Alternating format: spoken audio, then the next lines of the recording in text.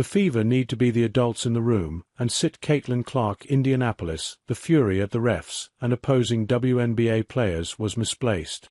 You want to be mad at someone for jeopardizing Caitlin Clark's health. Point the finger at her own team. Clark was forced to withdraw from this weekend's All-Star game here because of a groin injury. A groin injury that's different than the one from which she'd returned from on July 9th. It's also a different injury than the quad strain that cost her 5 games earlier in the season. From NFL plays to college sports scores, all the top sports news you need to know every day. Different, too, from the tightness in her quad that kept Clark out of a preseason game.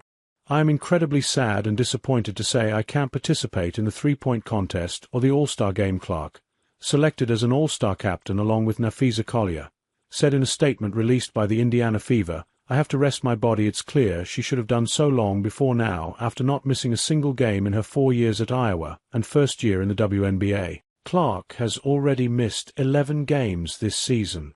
Someone needs to explain how a player who has been durable until now keeps getting similar injuries, and that starts with the Fever.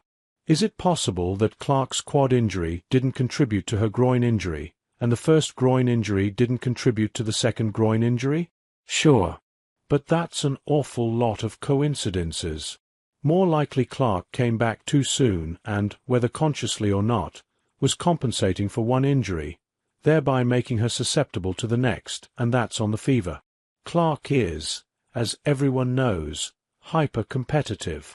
She was no doubt lobbying the Fever's medical staff and coach Stephanie White to let her back on the court as soon as possible.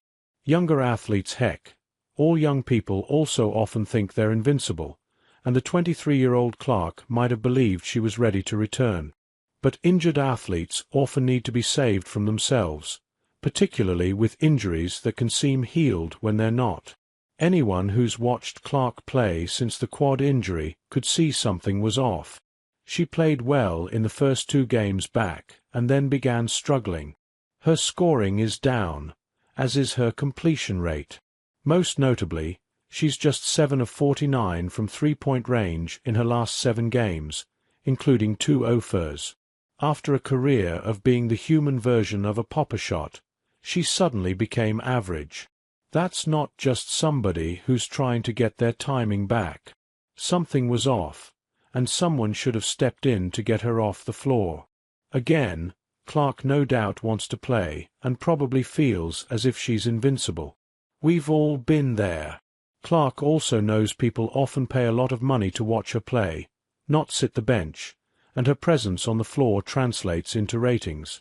She can see every day just how much hosting the All-Star game means to both the Fever and Indianapolis. But that's where Fever officials needed to be the adults in the room. The only consideration these last 2 months needed to be Clark's health and well-being, and if that means disappointing fans or broadcast partners or sponsors or even Clark herself, so be it.